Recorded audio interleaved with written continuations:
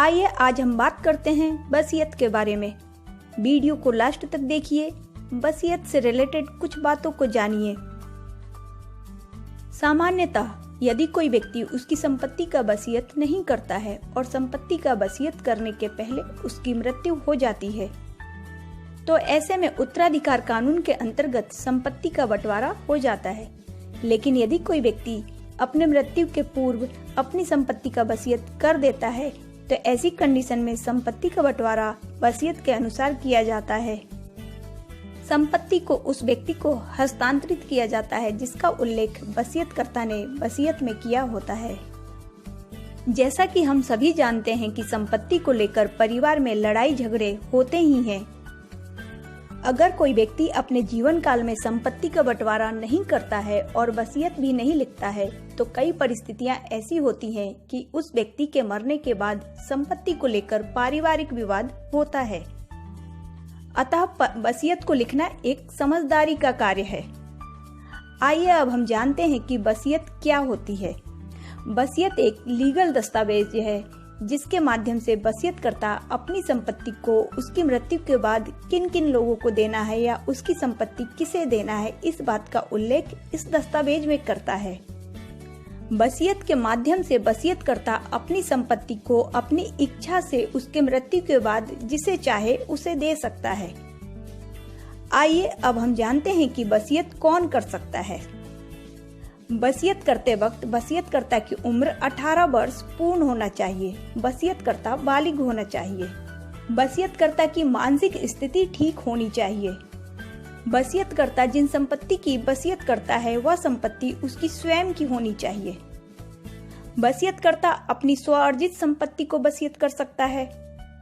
वसीयतकर्ता उस संपत्ति का वसीयत कर सकता है जो उसकी पैतृक संपत्ति हो और उत्तराधिकार के अंतर्गत उसे संपत्ति प्राप्त हुई हो।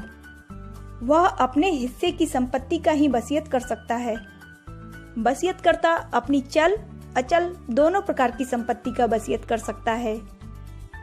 आइए अब हम जानते हैं वसीयत के रजिस्ट्रेशन के बारे में। ये जरूरी नहीं है कि वसीयत रजिस्टर्ड हो। वसीयत कोरे कागज पर 2 गवाहों के समक्ष लिखा जा सकता है। लेकिन वसीयत को रजिस्ट्रेशन कराने के कई फायदे हैं, इसलिए वसीयत का रजिस्ट्रेशन कराना चाहिए। अगर वसीयत की कॉपी किसी कारण से गुम हो जाती है, चोरी हो जाती है या कोई द्वेषपूर्ण वसीयत की कॉपी को नष्ट कर देता है, तो ऐसी कंडीशन में वसीयत की प्रति रजिस्ट्रार ऑफिस से प्राप्त हो जाती है।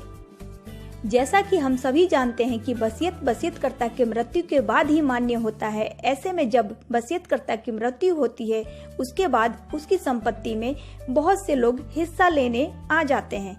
तो ऐसे में अगर वसीयत रजिस्टर्ड हो तो विवाद होने की संभावना नहीं होती है, क्योंकि कुछ लोग संपत्ति में हिस्सा पाने के लिए कोर्ट में वसीयत को चुनौती देते हैं। तो ऐसे कंडीशन में वसीयत अगर रजिस्टर्ड होता है तो कोर्ट उस संपत्ति को उस व्यक्ति को हस्तांतरित करता है जिसका नाम वसीयतकर्ता ने वसीयत में लिखा होता है। आइए अब हम बात करते हैं वसीयत कैसे लिखा जाता है। वसीयत पर वसीयतकर्ता के हस्ताक्षर या अंगूठा का निशान होना जरूरी है। यदि किसी वसीयत पर वसीयतकर्ता के हस्ताक्षर या अंगूठा का निशान नहीं होता है तो वह वसीयत सही नहीं मानी जाती। वसीयत के लिए 2 गवाह का होना जरूरी है और उन दोनों गवाहों की उपस्थिति में ही वसीयतकर्ता को वसीयत पर हस्ताक्षर या अंगूठा लगाना होता है। वसीयतकर्ता को वसीयत में यह स्पष्ट करना होता है कि कौन सी संपत्ति किस व्यक्ति को देना है। वसीयतकर्ता अपने जीवन काल में 1 से ज्यादा वसीयत लिख सकता है। अगर वसीयतकर्ता को लगता है कि उसे वसीयत को बदलना है तो वसीयतकर्ता अपने जीवन काल में एक नई वसीयत लिख सकता है। वसीयतकर्ता की वही वसीयत मान्य होती है जो उसके जीवन काल की लास्ट वसीयत होती है। अगर कोई व्यक्ति कोर्ट में वसीयत को चुनौती देता है तो ऐसे में कोर्ट जो नया वसीयत होगा उसे मान्य करेगा। अगर आपको कोई और जानकारी चाहिए तो आप मुझे कमेंट बॉक्स में कमेंट कर सकते हैं। अगर चैनल को सब्सक्राइब नहीं किया है तो सब्सक्राइब करिए, वीडियो को लाइक करिए, शेयर करिए। थैंक्स। Hello everyone. आइए